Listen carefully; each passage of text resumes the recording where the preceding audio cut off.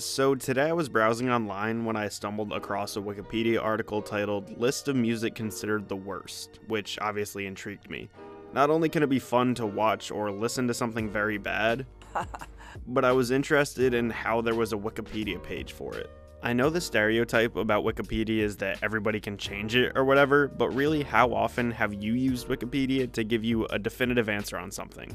Probably a lot. My point is this. Wikipedia is mostly a place for some of the most objective information out there. Biographies, plot summaries of movies, checking out old Howie Mandelas because you and your friends were curious. You get the gist. But how? How in the world is there some official list of the worst music ever? So I scrolled down and started reading. I skipped the albums because I was pretty unfamiliar with most of them. But then I got to the songs. In 1968, we have Obla Di Obla Da by the Beatles.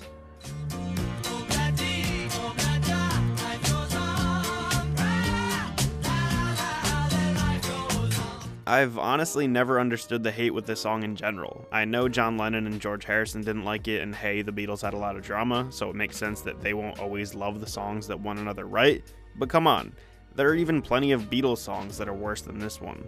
While I think there's plenty of artistic merit to it, who's gonna be driving down the street listening to Revolution 9? Number 9, number 9, number 9, number 9, number 9. But at least number 9 is interesting. There's dips and flows, and the pure length of the song makes it something that'll make you ponder art itself for a little while. Then you listen to something like the 52-second long, obnoxious journey that is Wild Honey Pie.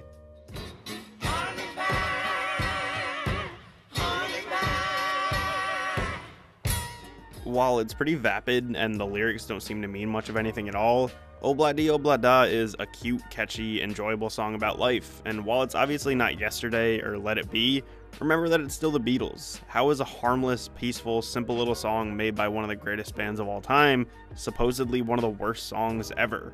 I don't really get it, but as the song says... The next song on the list that caught my eye was Phil Collins' 1985 track Sussudio, which, again, I don't know if I'm losing all credibility here, but is this really one of the worst songs ever?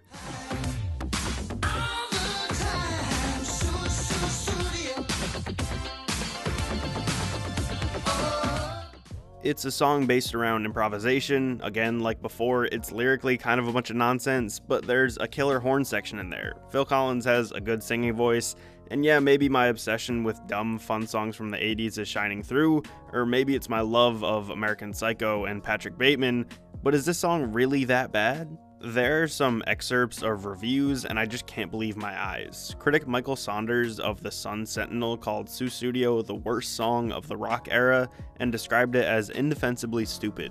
While I think this is harsh, I don't really mind the criticism of something being stupid. Not every song has to be some hyper-intellectual think piece on the meaning of life. But then we get to Michael Musto of The Village Voice, who said this song could have been the theme song for the Third Reich. It was that insidious and evil. Listen, I get that he's exaggerating, but Sussudio, a catchy, half-decent, admittedly stupid song by the great Phil Collins, is one of the worst songs he's ever heard. Seriously? As I kept going down the list, I got more and more confused. I saw the 1988 Bobby McFerrin song Don't Worry, Be Happy. It note for note, don't worry,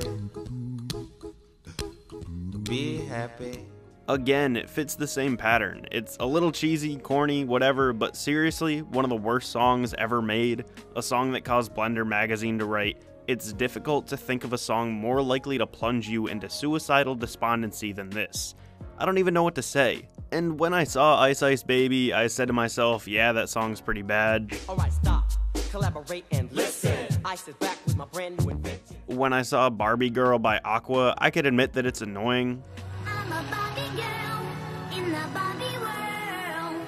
Life in plastic, it's fantastic. But all throughout this list, almost all of the songs from the 20th century didn't seem that bad to me. I even enjoyed a lot of them, but music writers and critics at the time of their releases seemed to deem them as unbearable. Eventually it brought me to two big questions. One, and this can probably go pretty deep into the human psyche and whatnot, so I'm not looking for a specific answer, but why are people so negative about things that seem so lighthearted? When Bobby McFerrin makes a silly song about being happy, Why is the most famous response to it somebody talking about suicidal despondency?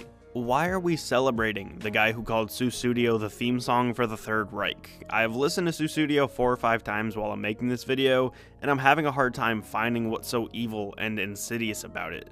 I recently got a comment saying that my videos don't have any merit because I mainly talk about things that I like. Why does it seem like everyone wants to huddle up and spread so much hate? I know it's the internet and hate is pretty rampant, but I'm just confused.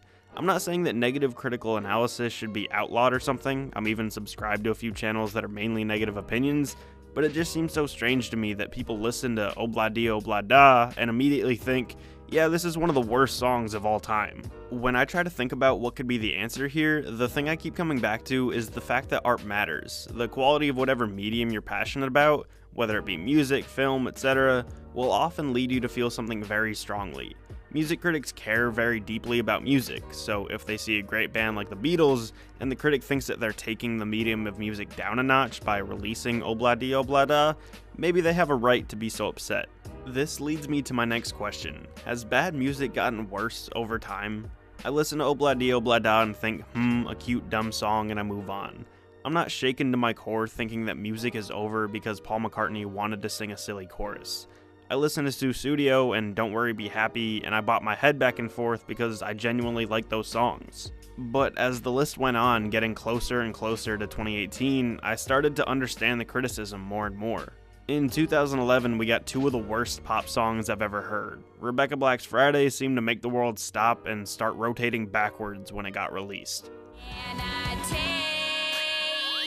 it's Friday, Friday, gotta get down on Friday. And then a few months later, we got Cher Lloyd's explosive earworm that was Swagger Jagger. You can't stop looking at me, staring at me, be what I be, you can't. Both of these songs make me feel like the critics that I was just lampooning. These horrible bubblegum corny pop records are absolutely lifeless. They take the worst parts of popular trends at the time, put them in a blender, and what comes out are terrible, terrible songs. Annoying voices, ultra repetitive, regressive lyrics, everything comes together to make me feel bad about being a part of the generation that had to sit through these songs. It only gets worse as we get to 2012 with Double Take's Hot Problems. Hot girls, we had problems too. We're just like you, except we're hot. And in 2013, we got another song from the producer of Friday, Chinese Food by Allison Gold.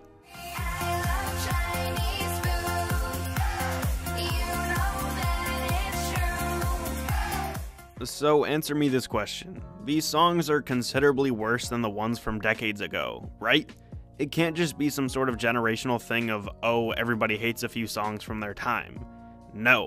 Something I always find myself saying is that there's too much music, and oftentimes that can be a good problem to have. There have been multiple times recently where I've had numerous musicians I like all drop albums on the same exact day. That's not necessarily something to complain about, but with an excess of good, it would only make sense that there's also an excess of bad. It's easier to make music now than it ever has been. GarageBand comes on your Apple products, a good mic is pretty cheap, and with recent trends of the whole do-it-yourself thing becoming more and more of an appealing style, if you will, anyone can make and release music on YouTube and SoundCloud and even Spotify and Apple Music if you have a few $100 lying around. And then there's the whole Rebecca Black, Double Take, Allison Gold side of things. You know how I was just talking about the ability for anyone and everyone to make their own music? If you're a kid and you have rich parents, it's even easier for you. You can just pay producers and videographers to pretty much do all the work for you. I wouldn't normally categorize a platform where you put your music to be a genre, like saying somebody makes SoundCloud music could mean a number of different things, but one could make the argument that YouTube music is definitely a thing. These untalented rich kids paying producers a ton of money to make them sound, at the most, listenable. It's pretty gross. I kind of went off on a tangent, but I just want to hear your opinions on this. I want to make it apparent that I don't think music has gotten worse, but maybe bad music has gotten worse, or at the very least more prevalent, or easy to make, easy to spread, I don't know. Do you think Obla Di Obla Da and Sussudio are on the same level as Friday and Chinese Food, or is there a major difference? Let me know. Hey, thanks so much for watching this video. Remember to like and subscribe if you want more videos like this. If you want to follow my social media, the links are down below. You can also donate to my Patreon, help the show, and get some cool rewards if you click the link on the screen. and I sell merch at tpublic.com/user/alfomedia. Thanks for watching, and always forward.